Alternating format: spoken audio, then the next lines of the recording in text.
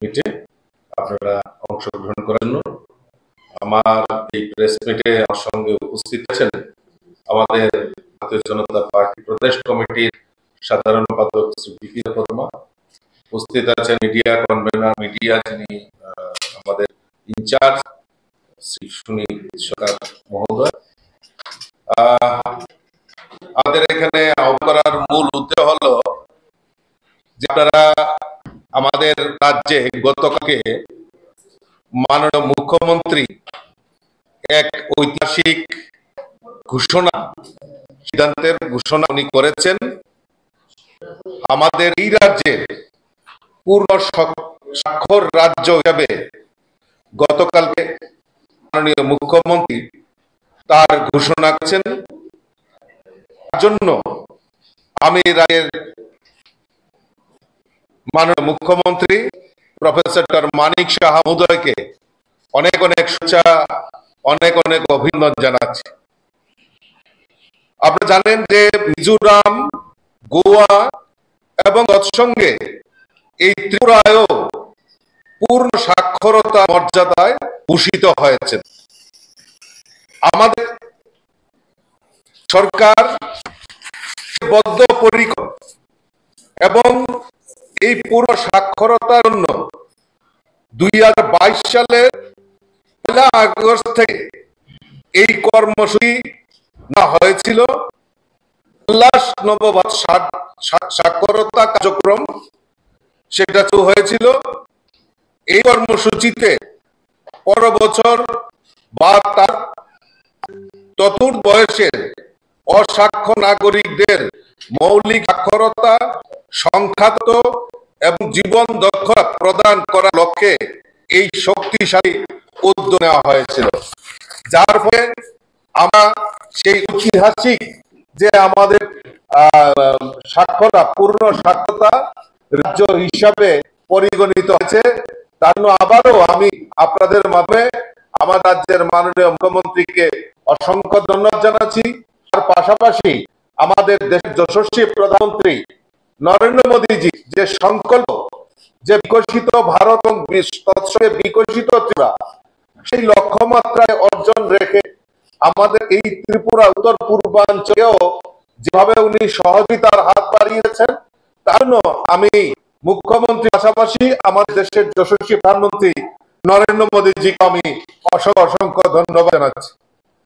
তৎসঙ্গে এই বৃহৎ প্রয়াসে স্বস্ফূর্তভাবে অংশগ্রহণ করেছে প্রায় 2000-এর বেশি স্বেচ্ছাসেবী, ভলান্টিয়ার, টিচার, অসংখ্য অবসরপ্রাপ্ত শিক্ষক, শিক্ষাকর্মী, পঞ্চায়েত, স্থানীয় সমস্ত প্রতিনিধি, ব্লক থেকে শুরু করে সমস্ত অংশের মানুষ সেটাতে অংশগ্রহণ করে আমাদের এই যে ঐতিহাসিক যে আমাদের সিদ্ধান্ত সেটা বাস্তবায়নের লক্ষ্যে যে কাজ করেছেন, তার জন্য তাদেরকেও আমি ধন্যবাদ জানাচ্ছি।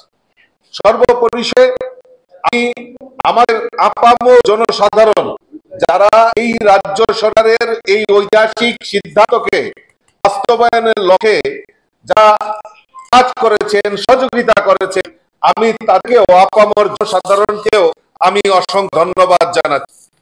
এখন আমাদের ভারতীয় জনতা পার্টির মূল লক্ষ্য যে আমরা সবাই দেখেছি যে স্বাধীনতার পর থেকে এই উত্তর পূর্বাঞ্চলকে উপেক্ষিত করা সেটা প্রয়াস, সেটা স্বাধীনতার পর থেকেই শুরু হয়েছিল। এই 75 বছর ভারতবর্ষ স্বাধীন হয়েছে, দীর্ঘ সময় এই কংগ্রেসীরা দেশে শাসন ক্ষমতা ছিল, কিন্তু এই দেশের প্রধানমন্ত্রীরা উত্তর পূর্বাঞ্চলে জওহরলাল নেহরু থেকে শুরু করে ইন্দিরা গান্ধী, রাজীব গান্ধীরা এই দেশের একটা অধিকাংশ সময় এই দেশকে শাসন করেছে, কিন্তু উত্তর পূর্বাঞ্চলকে উপেক্ষিত করে রাখা হয়তো যোগাযোগ ব্যবস্থাই হোক, শিক্ষার ক্ষেত্রেই হোক, সমস্ত ক্ষেত্রে, অর্থনৈতিক মান উন্নয়ন ক্ষেত্রেই হোক, সমস্ত ক্ষেত্রে এই উত্তর পূর্বাঞ্চলকে উপেক্ষিত করা হয়েছিল। এবং এই উত্তর পূর্বাঞ্চলে প্রবাস করার জন্য তৎকালীন প্রধানমন্ত্রীরা আমাদের এই উত্তর পূর্বাঞ্চলে প্রবাস করেনি। আমরা দেখেছি মোদীর নেতৃত্বে সরকার এবং আমাদের দেশের প্রধানমন্ত্রী নরেন্দ্র মোদী বিগত 11 বছরে আমাদের এই উত্তর পূর্বাঞ্চলে 70 বারের মতো আমাদের এই উত্তর পূর্বাঞ্চলে প্রবাস করেছে এবং এই উত্তর পূর্বাঞ্চলকে বিকশিত করার জন্য ভিন্ন প্রয়াস আর তৎসঙ্গে এই পুরো রাজ্যকেও উনি আলাদাভাবে আমার এই রাজ্যকে উন্নয়নের জন্য যোগাযোগ ব্যবস্থাই হোক, অর্থনৈতিক মান উন্নয়ন হোক, সমস্ত ক্ষেত্রে কৃষির ক্ষেত্রেই হোক, সমস্ত ক্ষেত্রে এই উত্তর পূর্বাঞ্চলের মধ্যে ত্রিপুরা রাজ্যকেও একটা সমৃদ্ধশালী করার জন্য আমাদের দেশের যশস্বী প্রধানমন্ত্রী নরেন্দ্র মোদীজি ১৩ বছরে আমাদেরকে সহযোগিতা করে আসছেন। তৎসঙ্গে আমাদের এই রাজ্যের সরকার এই রাজ্যে দীর্ঘদিন ধরে আমাদের শিক্ষা ব্যবস্থাকে উন্নতি করার বিগতদের যারা এই সরকার পরিচালনা করেছেন তাদের শিক্ষা ব্যবস্থাকে এবং এডুকেশন পলিসি যেটা ছিল সেটাকে দুর্বল করে, কারণ ওই যারা নেত্রী ছিলেন তাদের ছেলে মেয়েকে বাইরে পড়ার সরকারি স্কুলগুলিকে তারা একটা প্রহসনে পরিণত করেছিল। আমাদের সরকার প্রতিষ্ঠার পর একের পর এই যে শিক্ষার ক্ষেত্রে আমাদের সরকার বিভিন্ন উদ্যোগ গ্রহণ করেছে। মাননীয় মুখ্যমন্ত্রী এবং ওনার টিম পরিচালনার ক্ষেত্রে এই শিক্ষা ক্ষেত্রে একটা আমূল পরিবর্তন, এনসিইআরটি গাইডলাইন চালু কার্যক্রম এবং সারা ভারতবর্ষের সঙ্গে এই এনসিইআরটি আমাদের যে লাগু হয়েছে, বিদ্যাজ্যোতি এবং পিএমশ্রী সেইগুলিতে উন্নত করা, সিএসসি প্যাটার্নে আমাদেরকে শিক্ষা প্রদান করা এবং বিভিন্নভাবে আমাদের রাজ্যের এই শিক্ষা ব্যবস্থাকে উন্নত করার লক্ষ্যে আমাদের সরকার বদ্ধপরিকর। উচ্চ শিক্ষা পর্যন্ত আমাদের সরকার একনিষ্ঠভাবে সেই আমাদের রাজ্যকে প্রগতিশীল করার লক্ষ্যে শিক্ষায় সমৃদ্ধশালী করার লক্ষ্যে আমাদের সরকার উদ্যোগ গ্রহণ করেছে। ইতিমধ্যে আমাদের রাজ্যে জনজাতিদের শিক্ষার ক্ষেত্রেও আমার সরকার অগ্রণী ভূমিকা পালন করেছে। একলব্য বিদ্যালয় যেখানে আমাদের জনজাতি ছাত্রছাত্রীরা হোস্টেলে থেকে তারা যাতে সেখানে উচ্চ শিক্ষায় শিক্ষিত হতে পারে তার ব্যবস্থা আমাদের সরকার, আমাদের ডাবল ইঞ্জিনের সরকার, কেন্দ্রের প্রধানমন্ত্রী নরেন্দ্র মোদীজি সরকার এবং আমাদের মাননীয় মুখ্যমন্ত্রীর নেতৃত্বের সরকার এই একলব্য মডেল স্কুল জনজাতি এলাকায় স্থাপন করে এই শিক্ষার জনজাতির ছাত্রছাত্রীর শিক্ষার মান উন্নত করার লক্ষ্যে আমাদের সরকার কাজ করছে। ইতিমধ্যে আমাদের সরকার আপনারা দেখছেন গত বাজেট অধিবেশনে আমাদের রাজ্যের মাননীয় মুখ্যমন্ত্রী জনজাতি উচ্চ শিক্ষায় যারা শিক্ষিত হবে তাদের জন্য বিনা পয়সায় তাদেরকে উচ্চ শিক্ষার জন্য তাদের যে খরচাপাতি সেটা সরকার বহন করবে সেরকম স্কিম সেখানে চালু করা হয়েছে। তো বিভিন্ন পরীক্ষার মাধ্যমে যা পরীক্ষা দেওয়া দেবে উচ্চ শিক্ষার টিএস, টিপিএসসি এবং আইএস পরীক্ষার যারা পড়াশোনা করবে তাদেরকেও জনজাতি ছাত্রছাত্রীদেরকে তাদের সহায়তা করার জন্য রাজ্য সরকার ইতিমধ্যেই ঘোষণা করেছে। আমাদের এই রাজ্যে আমাদের সরকারের নেতৃত্বে এই রাজ্যে কয়েকটি ইউনিভার্সিটি এখানে নির্মাণ করা এবং মাননীয় মুখ্যমন্ত্রী বারবারই বলছেন এই রাজ্যকে এডুকেশন হাব নির্মাণ করার উনি প্রয়াস করছেন। আমরা যদি দেখি আমাদের রাজ্যে forensic university, Dhammadipa international Buddhist university যে সাউথে হচ্ছে, আর্যভট্ট ইন্টারন্যাশনাল ইউনিভার্সিটি যেটা নর্থে গড়ে হচ্ছে, ইতিমধ্যে আমাদের রাজ্যে মাতা ত্রিপুরা সুন্দরী ওপেন ইউনিভার্সিটি সেখানে চালু হয়েছে উদয়পুরে।